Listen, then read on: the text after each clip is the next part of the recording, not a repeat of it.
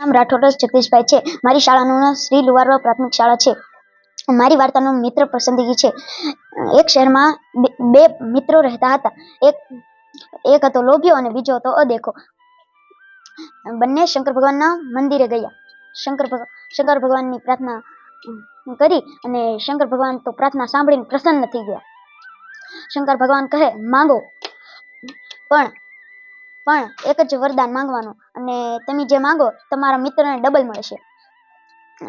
પેલો વારો લોભિયાનો હતો. લોભિયો કહે, મને એક ઓરડો ભરીને પૈસા આપો.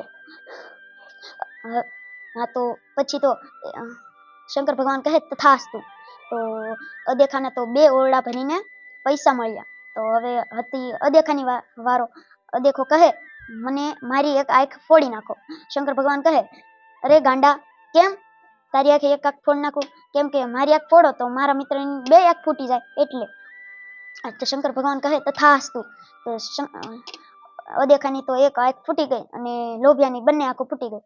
તો આ વાર્તાથી આપણને એ પ્રેરણા મળે છે કે અદેખો મિત્ર ક્યારેય બનાવવો જોઈએ નહીં.